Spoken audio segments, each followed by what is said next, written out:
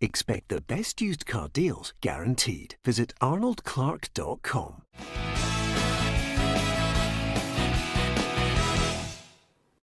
Welcome to Peter and Ruffy's football show, sponsored by Arnold Clark. I'm Peter Martin. It is Monday and we have our three top stars here with us in the studio. Alan Ruff, Alison McConnell and Barry Ferguson, ready to discuss the weekend's football just past, and we'll also look ahead to a big Europa League week for Celtic and Rangers. Here's what's on the agenda.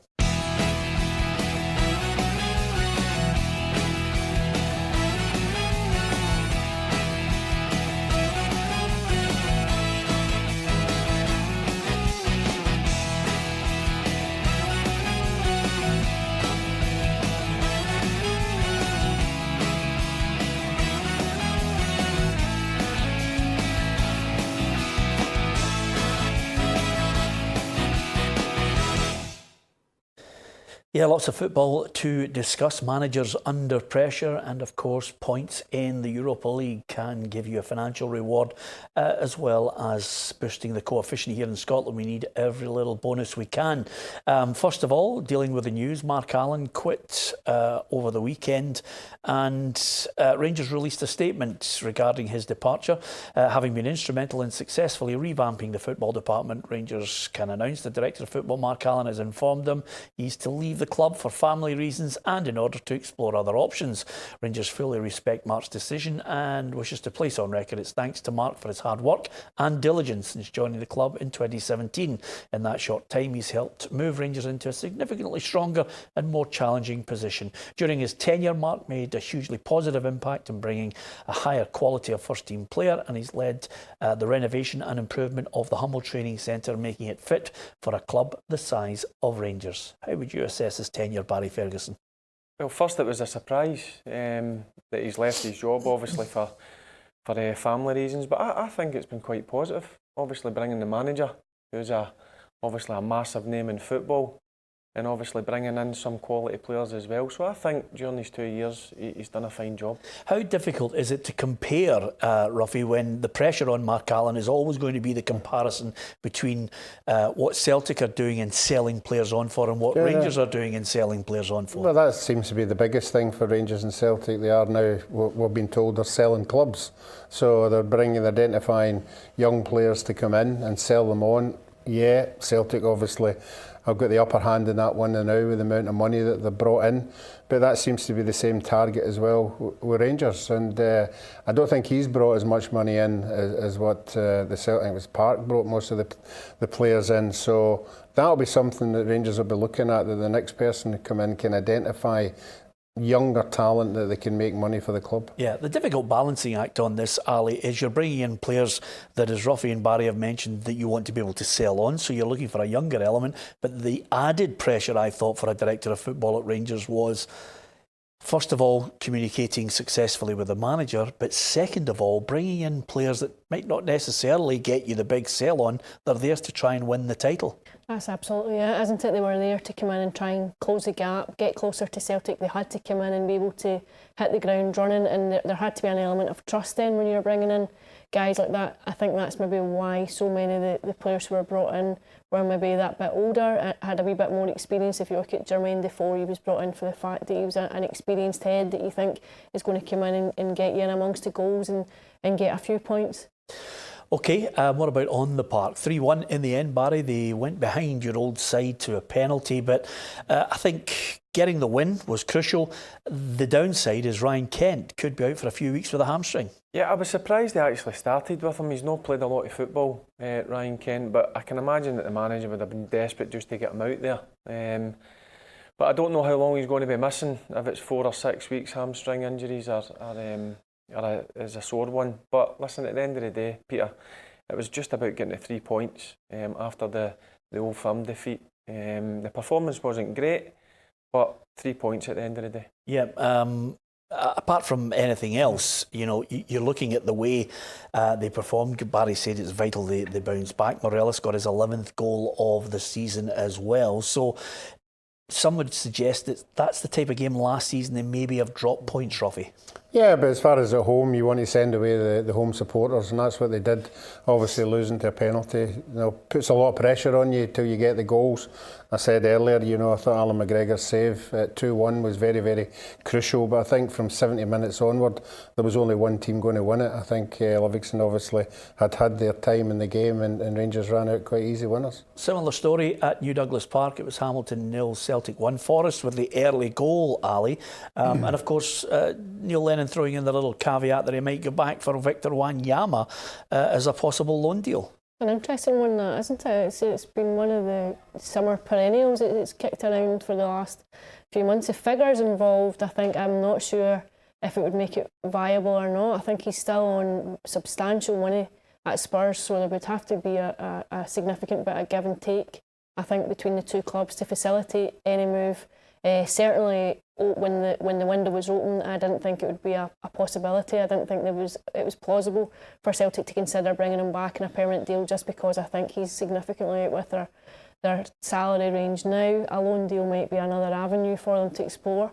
And he's still young enough. I think he's only 27. Still Wanyama. There's still a ton of football in him.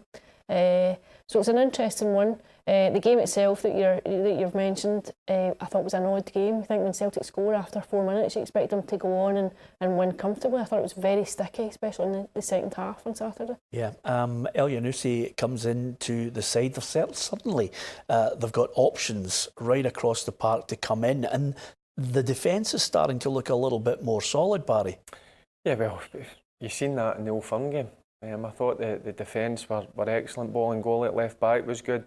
Julian, the centre half, every time I watch him, I think he's going to be a massive player for Celtic. But look, they were an easy street in the first half.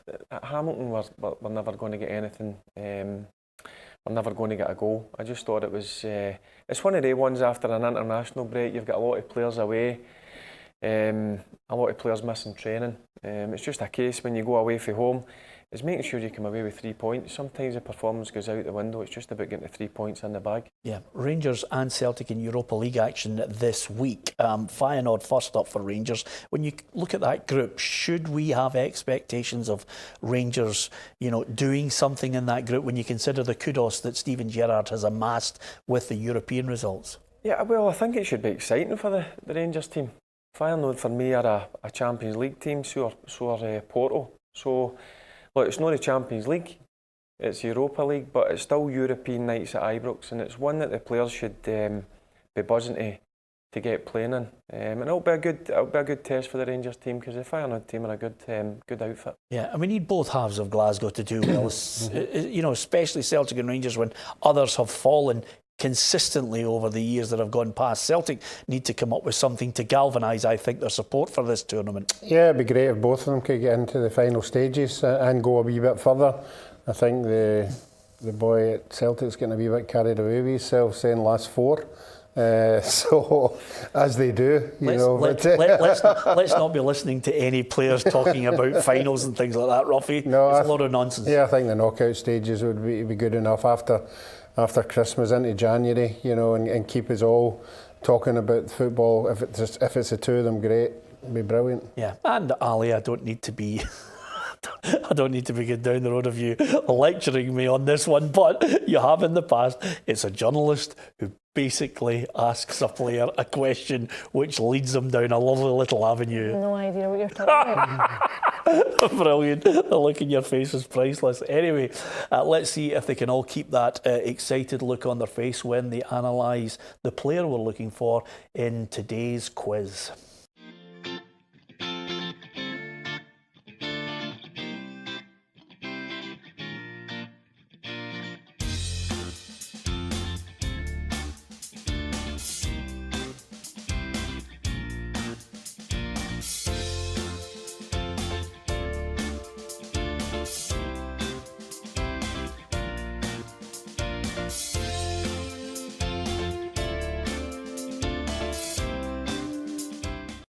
Now, let me tell you now, I'm going to say this without fear of contradiction. For the first 4 clues there was a look on all 3 of your faces as if to say, oof, we're struggling with this. And is it fair to say in the last one, suddenly the penny dropped on you, Barry? The last couple, the penny. Okay, right, that's fine. A decent player. Yeah, absolutely. And then some. Is he? He's one of those midfielders that, for me, you'd have him in your 5-a-side team every week. Yeah, he strolls through games. I'm lucky enough to play against him a few times. So. There you are, Ruffy. Name drop. Lucky enough to play against them. That is an extra clue that Barry Ferguson has thrown in there. I think unfortunately he scored 2 goals that night, did he know? Nothing like flattening your enthusiasm. Nothing to do with you. I wasn't marking. One of them was a free kick. Yeah, okay. He was decent at free kicks as well. Barry, calm down. You'll be giving us the letters in his surname next. Anyway, good luck with that, because quite simply, you can win a PLZ team T-shirt in the colours of your favourite team. It's as simple as that. Well, now on to the real story in Edinburgh, which is quite simply, sadly, managers under pressure. One of them could be getting the chop, and they could be getting the chop if indeed this Edinburgh derby doesn't go according to plan. That's what we're looking at the moment with Craig Levein and Paul Heckingbottom. And I dare I say it, when you look at the stats for Hearts, it's not looking good for Craig Levein.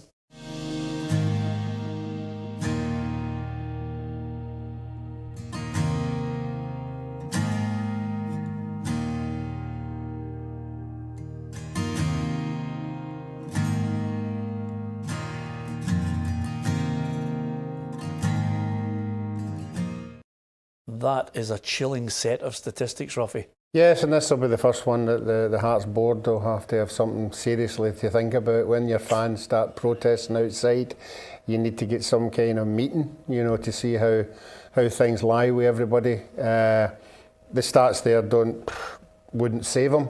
I think getting to the final last year possibly did. But they never won that, obviously. But I think this is a big one for Ann Budge. I really do. Craig won't give it up. We know what like he was with Scotland. He wasn't for giving that up either.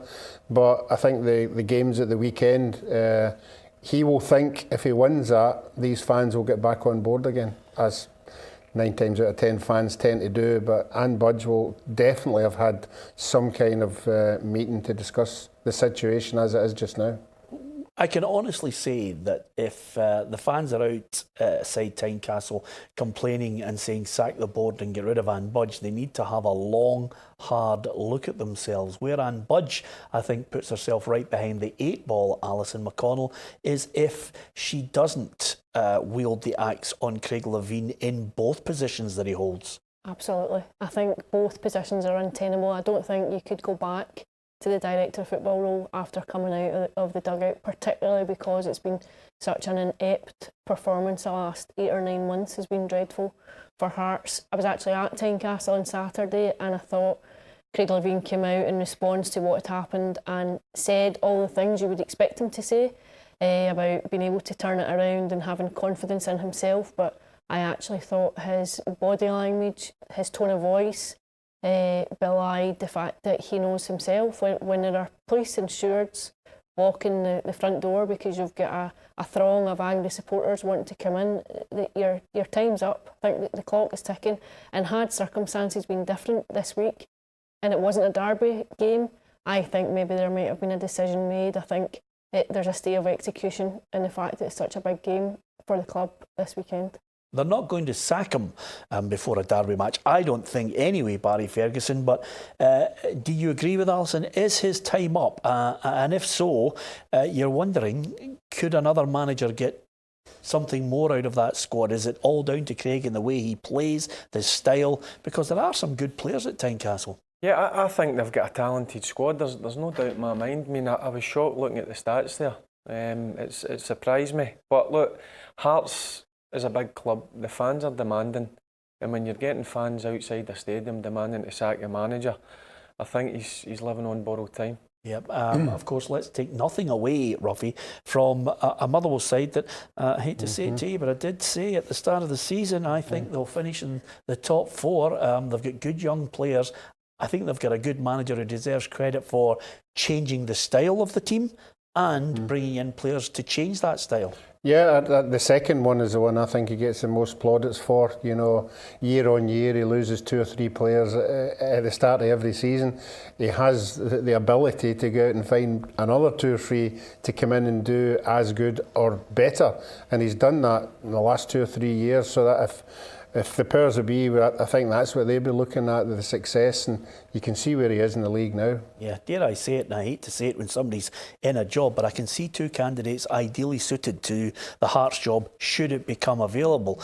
One of them was in the opposite dugout, Stephen Robinson. We've just been singing his praises, Alison, but over and above that, I think someone with a name called Robertson, who's doing a good job at Inverness Cally Thistle, and I think Vladimir Romanov apart's got the short end of the stick in his first time at Hearts. John Robertson. I think the way that the club is at the minute and the feeling within the club, I think they would be delighted to welcome back someone that knows the club, that understands the club, appreciates the demands of the club, and I think John Robertson would be the very obvious choice for many people. He's a much more experienced manager than he was the first time around, and it's an entirely different structure behind the scenes that would work in his favour.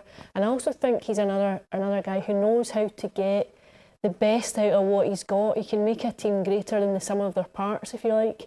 And I think the way that Craig Levein has set Hearts up just now, I don't think it almost gets the best out of some of the talent that he's got. There's a very robust style of play. It's very physical.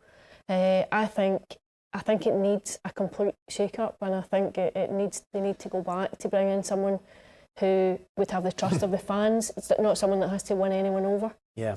In contrast, Kilmarnock, we were thinking that Angelo Alessio would be the favourite. I certainly looked at him at the start of the season with the disgruntled players in the background and thought he might be the front runner. He steadied the ship, and suddenly Paul Heckingbottom finds himself right in the firing line, Barry.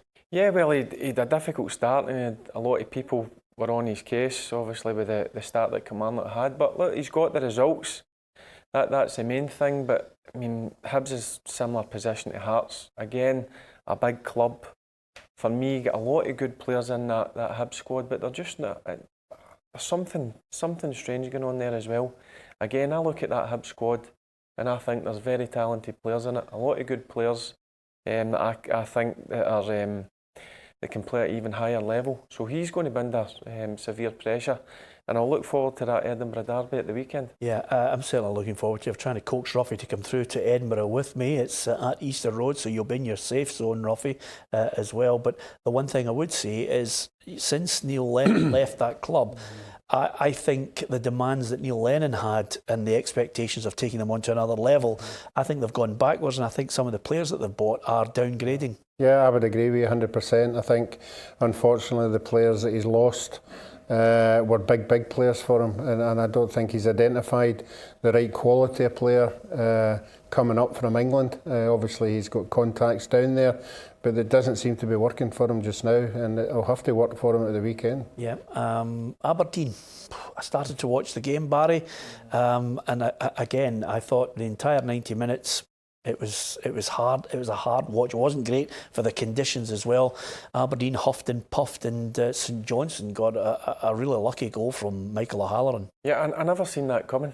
I fancied Aberdeen to finish St Johnstone off, but you've got to give a bit of credit to Tommy Knight. He's had a bit of a hard time. They've been under a bit of pressure, but that's a great point for St Johnstone. But Derek will be disappointed, because again, they should be beating teams like St Johnstone if they want to challenge at the top end of the league. Yeah, not that I'm suggesting for a minute that Ruffy is anti-Ross County, but Alison, if you look at his face now, you're raging that Ross County won at the weekend, Ruffy, aren't you? Yeah, I certainly am. I was obviously keeping in touch with everything on my phone, and at one each I had 5 points on the predictor, and lo and behold, there's a goal goes in 3 minutes into extra time, and who's got 2-1? Yeah, I hate to say it to you, Ruffy. I don't know if we've got the predictor. Let's have a not. look and see what's happening in this predictor. It's Oh, I mean, it's getting embarrassing, Alison. I mean, I don't know. Even with 5 games, it's early days, but I don't know. That 20-point gap between myself and Barry again, and Ruffy just tucked in second place. Ali, I don't know if I could bring you into the predictor 5 games in. You wouldn't be at any great disadvantage with these two. Here he goes. Here he goes. I'm only 5 games into the season. Yeah. It's like people calling for manager's head a bit too early. Yeah. A bit too early. Just give us a bit of time. Okay, only time will tell. Listen, I'll tell you, there's one bit of good news I'm going to finish on, Ruffy, down south. I certainly didn't see Norwich City beating Manchester City. Liverpool with a 5-point gap at the top. Yeah, and just remind me, who was that defender, that Man City defender, at the edge of the box? Otamendi. I rest my case. You're not happy at him, are you? Listen, over the whole weekend, again, Arsenal as well highlighted this playing the ball out from the back nonsense. Barry, you have got a big game coming up in the Scottish Cup, Auchinleck. I don't think you'll be telling your players for the keeper to knock it out and let's see some silky football in a cup match. Absolute no chance of my team doing that. I'm not buying into it. I don't like these centre-backs coming away in into the 6-yard box. It just invites pressure. Yeah. I don't get it. honestly don't get it. So my team certainly don't play like that. Yeah, okay. Let's have a look at the the league table. Yeah, I'll get there eventually. There it is, Ruffy. 3-point gap at the top end and the bottom end. Maybe a few surprises in that bottom end. Hearts, certainly, at the bottom of the Premiership is not good reading. No, Hearts and Hibs. You know, you would expect them to be top 6. You would expect them to be pushing Rangers and Celtic, and that isn't the case. Yep, absolutely. Who did you pick, Alison, for relegation and playoff? Hamilton, I think. Hamilton, okay. Woe betide you. Ruffy's picked them for the last 6 years out of the 7, and they've still managed to defy us all, many pundits included. Later on this week we'll be talking to Barry, getting an in-depth analysis of his side, Kelty Hearts. It's a big cup game coming up. The focus of attention will be on Barry Ferguson, which is not good news, I have to say, for his wife, because she'll be out shopping for new trendy gear for the other television cameras, Ruffy. He'll be cranking it up, spending a fortune looking the part, won't he? That's what he does. It'll be a day in the life of Barry Ferguson. Yeah. I'll have my Kelty Hearts tracks. Yeah, sure you will. Which suddenly just opens up to a fantastic new sweatshirt. Anyway, thanks to Barry, thanks to Alison, and thanks to Ruffy. Right across our social media, you can join us, the ever-growing football family. We'd love to have you on board. If you can spread the word, like, share and follow. And of course, you can subscribe to our YouTube channel, as well as finding out all the latest data on football right across the world on our app. Download the app, it's absolutely free, and you'll have unique video content and all the news from your favourite leagues. From Ali, Ruffy and Barry, and myself, Peter Martin, thank you for watching.